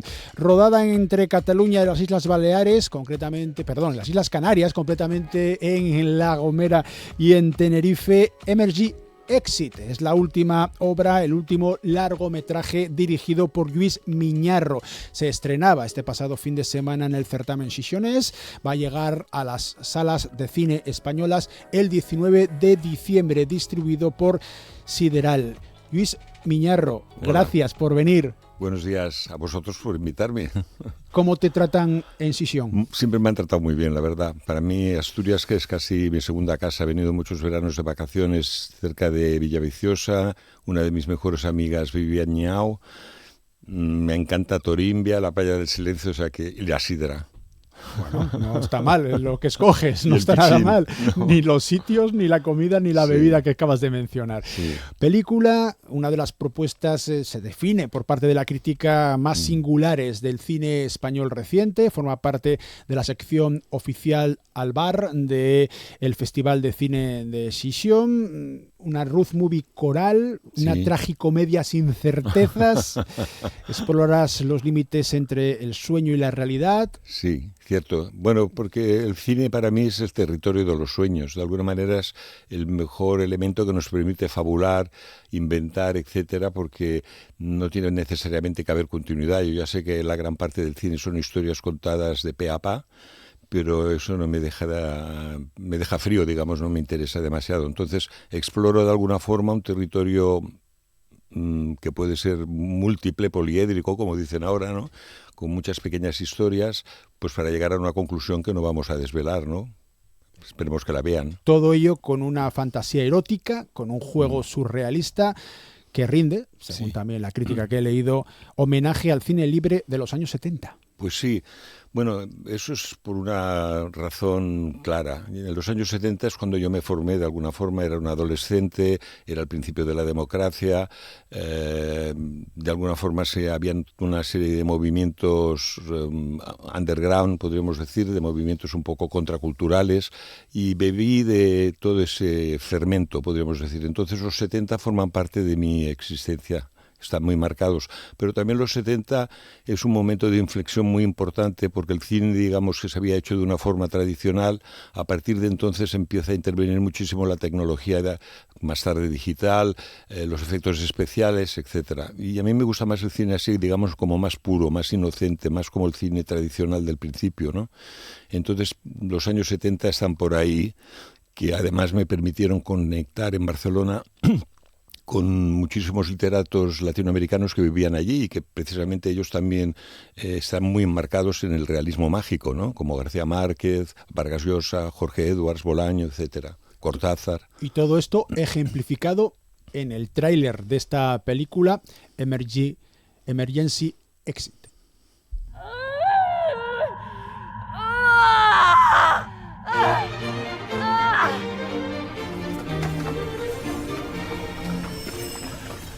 Què escribe? Idees per possibles pel·lícules. Qué interesante eso del cine. Però s'ho pensa que també té les seves dificultats. Tú no sabes lo que significa ser actriz. Esta que decía eso de tú no sabes lo que significa ser actriz, Sí. ¿quién es? Es Marisa Paredes, porque es la última película de Marisa Paredes, su última intervención artística. Falleció poco después de la filmación, desafortunadamente, pero te diré que en el fondo es como un signo, una señal, una sincronía, es como un homenaje a ella misma, porque en la película hace de sí misma. Entonces es muy curioso que revisita su carrera artística y de alguna forma ha quedado recogido en Emergency Exit, que es un título que lo he dejado en inglés, pero que como obviamente se ve quiere decir salida de emergencia, porque es una salida de emergencia para todos, ¿no? Tú, el tema de los títulos en inglés, sí, se te dan bien, tanto sí. para los documentales que has dirigido, Sí, Family cierto. Strip en 2009, Blowhorn el mismo año, como con los cortometrajes y los largos. Stella Candente en 2014, Love Me Not en el 19 y este Emergency Exit que acabas de estrenar. Sí, sí. Mira, es por una simple razón. Mis películas se mueven mejor en los festivales de cine internacionales que en la taquilla tradicional, ¿no? Entonces me cuesta mucho en general encontrar distribución y sobre todo exhibición, salas de cine que no prioricen, digamos, el rendimiento económico, sino que también quieran ofrecer contenidos más culturales, ¿no?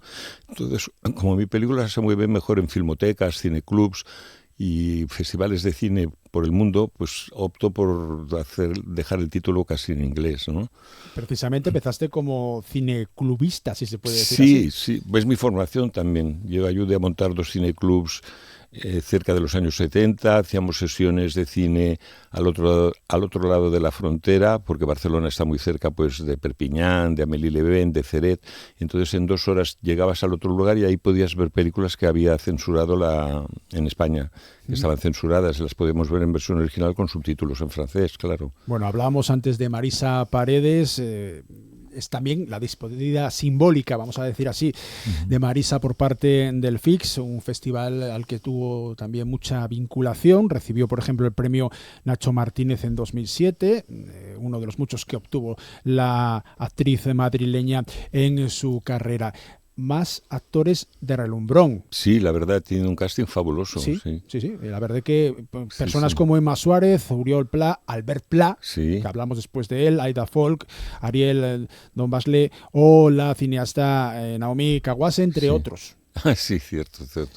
¿Cómo llegas a estas personas? Sí. Pues te diré por amistad y por mi carrera precedente como productor, porque con alguna de ellas, como Emma Suárez, habíamos trabajado en varias películas, quiero decir, nos conocemos desde hace años y todos aceptaron embarcarse en algo que en principio desconocían muy bien para dónde iba a ir, pero confiaron en mí, que esto es lo importante y lo cual agradezco mucho.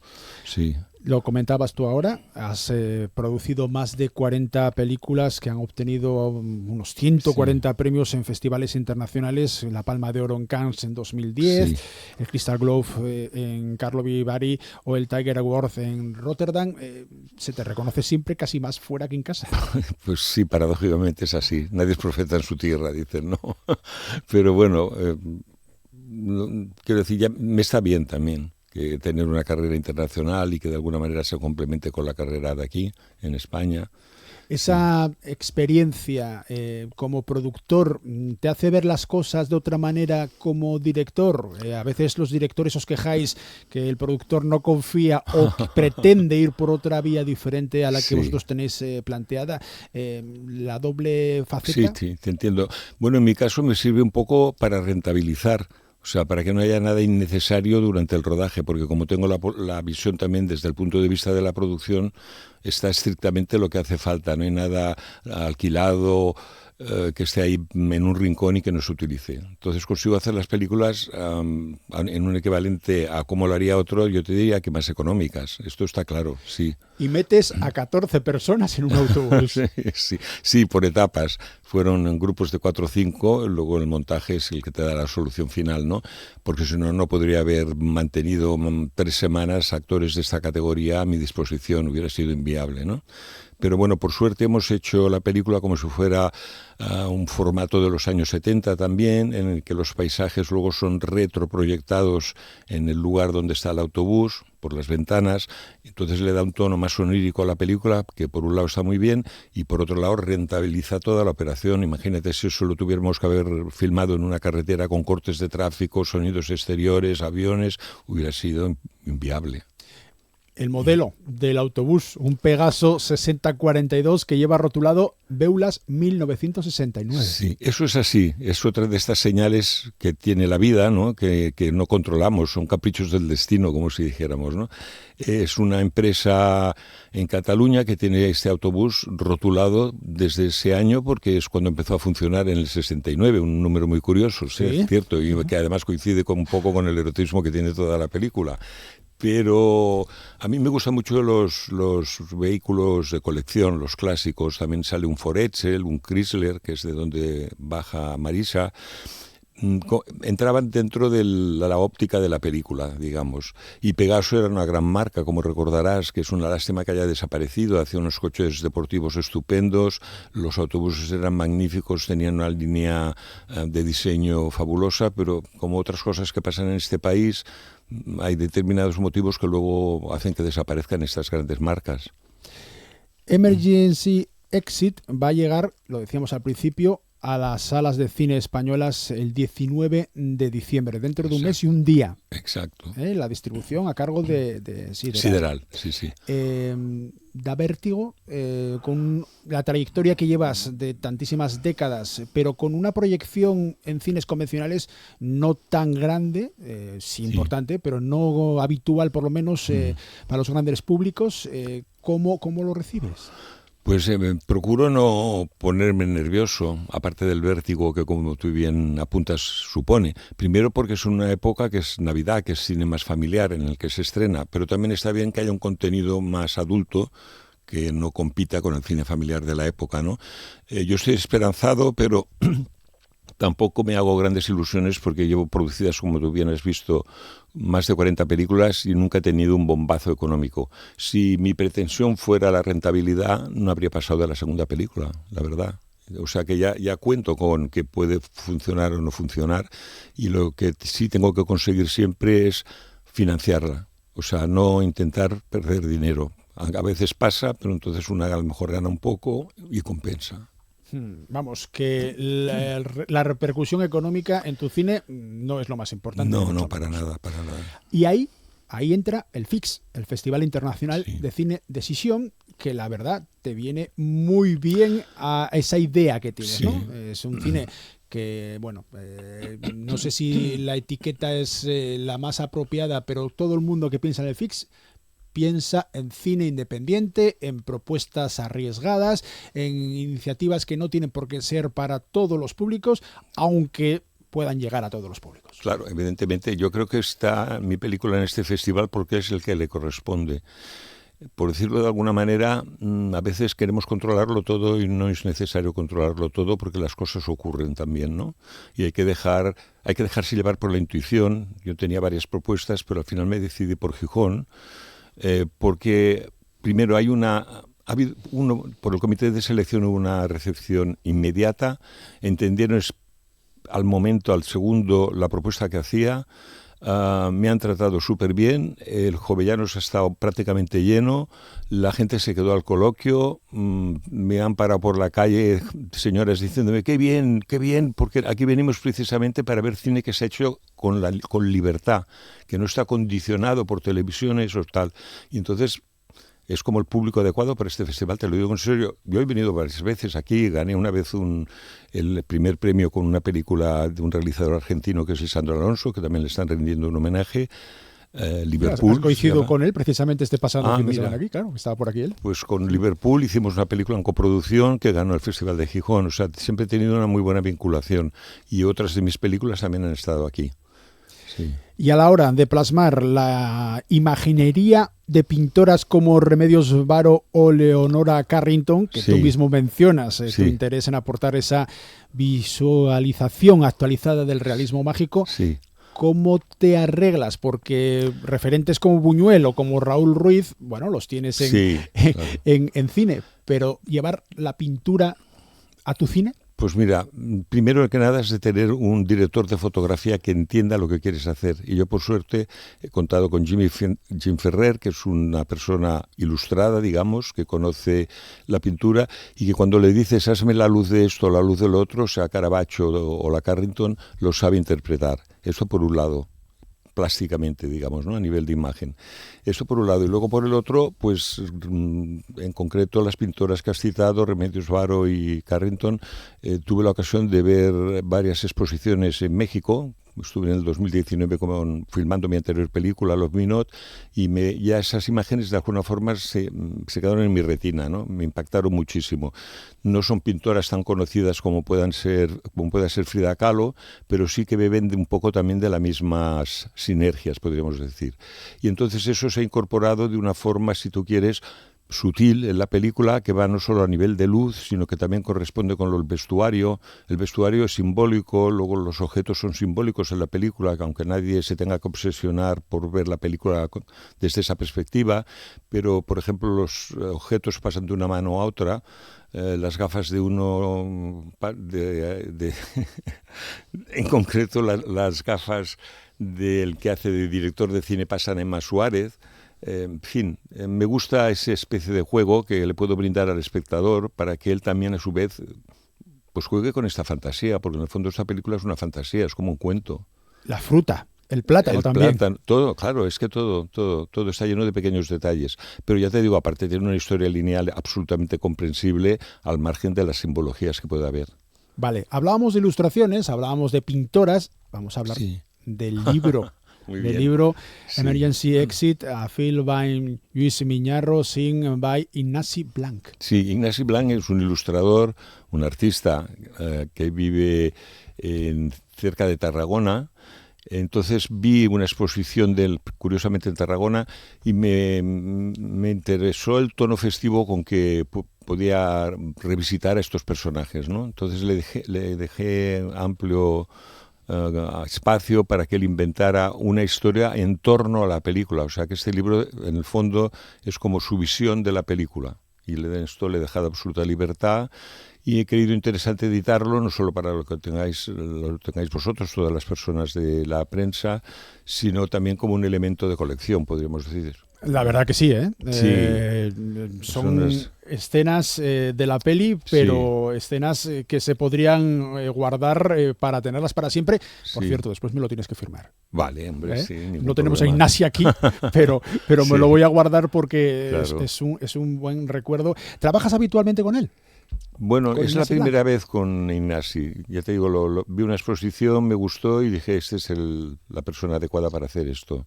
Y le dejé amplia libertad para que él viera la película desde su perspectiva y diseñara o dibujara lo que él quisiera. ¿Y la idea de hacer un libro sobre la película, en este caso de ilustraciones, también la has desarrollado en más ocasiones? No, bueno, una vez que hice como una especie de pequeño librito en torno a una película de José Luis Guerín que se llama En la ciudad de Silvia, pero era menor, digamos, era como en la película hay un personaje que se dedica a dibujar en un cuaderno, pues era como una imitación de eso, del cuaderno del protagonista. Sí. Vamos, en la cabeza de Lluís Miñarro rebullen las ideas. Sí. Hierven. Eso es verdad, en la propia película hay cantidad de ideas, sí. Bueno, porque yo pienso que de alguna manera hay que vomitarlas, hay que liberarlas las ideas, ¿no? Y entonces, como te decía al principio, el cine es un buen elemento para poder hacerlo. No sé, porque me parece que no paras aquí. ¿Qué proyectos tienes de futuro? Bueno, no te puedo decir nada porque todavía no tengo la financiación hecha, pero ideas tengo desde hacer un musical, que ya veremos si algún día lo puedo hacer. Así, Me encantaría, porque a mí el tema un poco canalla o gamberril o rockero, dile, del intríngulis de la cosa, del arte en general, pues me interesa mucho. ¿Y por dónde podría ir ese musical, si sale? Si sale, pues sería en el metro. Lo quería hacer en un metro. ¿Pasas del autobús al metro? No, pero en la estación del metro. Ah. Me refiero más que dentro de los vagones, en las estaciones del metro. Vale. Pero ya veremos dónde y en qué país. Y ya veremos si consigo la financiación. Y aparte de esto, también quiero hacer un nuevo documental sobre personajes que viven un poco apartados del sistema, en los que es difícil llegar a ellos porque se asustan cuando ven una cámara y todo el dispositivo, ¿no? Pero quiero, de alguna manera, recoger una serie de individuos cuya trayectoria va desapareciendo, ¿no? Como puede ser pues alguien que sabe mucho de plantas o cosas de este tipo, un curandero que no es del sistema farmacéutico. Este tipo de personajes. El documental, entiendo que lo has ido apartando un poco tu trayectoria, digo simplemente por las fechas, sí. Dando prioridad a los largometrajes. Sí, a las historias de ficción. Pues te lo diré por una razón muy simple, porque a mí me ha servido y me está sirviendo también trabajar en cosas más complejas, porque aquí tienes actores profesionales, hay un vestuario, hay maquillaje, son estructuras más grandes que las de un documental. Quiero decir, no es que sea fácil hacer un documental, ha de tener un tema interesante, pero digamos es algo como más sencillo que ya he experimentado. En cambio la ficción, fíjate tú que a la que salí del documental filmé Estela Cadente sobre el rey Amadeo de Saboya, sí, que era una película con Lola Dueñas, Alex Brendemul, en fin, Bárbara Leni, con actores profesionales, y además que implicaba vestuario, localizaciones de la época, del 1700, en fin, muy, muy complejo, pero yo mismo me reté, o sea, me interesaba a mí experimentar eso y a ver qué resultados obtenía. Y a raíz de ahí ya me siento más cómodo con la ficción, pero igual que me siento cómodo produciendo, no solo dirigiendo yo, y para mí esto es como una especie de escuela de vida, ¿no? Porque conoces gente tan importante pues como Manuel de Oliveira, José Luis Guerín, Albert Serra, etcétera, y convives con filosofías muy diferentes y maneras de ser muy diferentes, pero esto también me enriquece a mí y pienso que también los enriquece a ellos. Nunca trabajaré con alguien con el que no me pueda entender mentalmente, claro, pero sí con gente que de alguna forma interpretan el cine como lo interpreto yo, que lo priorizan como arte, etcétera. Hablabas antes del director de fotografía, mencióname, sí, no podemos decir todo el elenco, claro, técnico porque no nos da tiempo, pero sí, la sonidista, por ejemplo, que trabajas habitualmente también. Sí, Verónica Fon, hemos trabajado varias veces, fue un trabajo muy laborioso porque también la película está llena de pequeños sonidos, la montadora de imagen, que es Diana Toucedo, que es también realizadora, y de origen gallego. Sí, siempre que puedo me rodeo de profesionales que entienden este tipo de cine más autoral, ¿no? Si no, lo otro sería industria, pero nada más que industria. Y este que va a sonar dentro de un segundín. Vamos a escucharlo porque también la figura de Albert Pla, sí, merece una explicación. Vamos a escucharlo unos segundinos. Muy bien.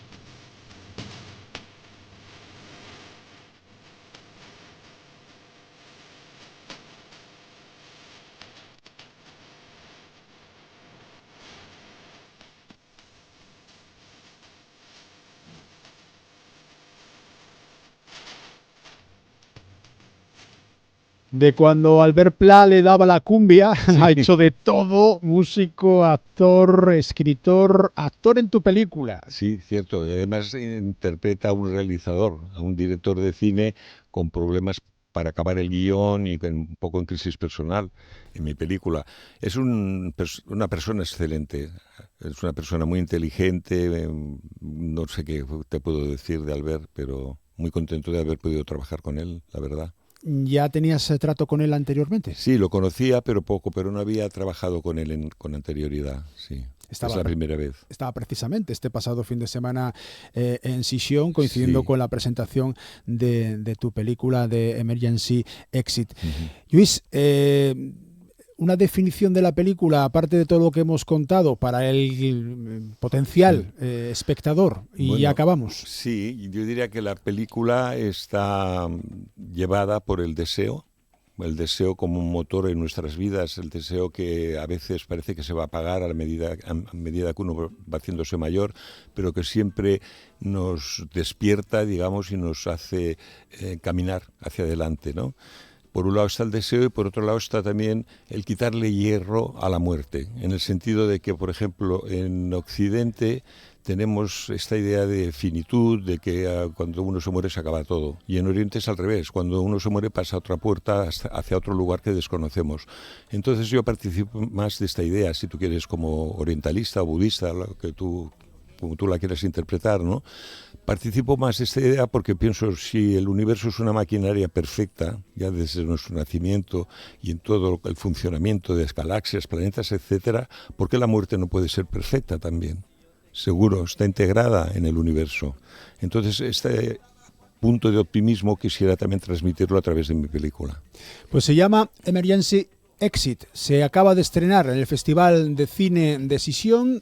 Hemos hablado de ella con Lluís Miñarro, su director, al que agradecemos mucho que haya estado hoy en RTPA, en Asturias al Día. Lluís, gracias. A vosotros, encantado soy yo. Y con Lluís Miñarro vamos a poner punto y final en esta jornada al Asturias al Día. Disfruten todo lo que puedan de esta jornada de martes o todo lo que les dejen.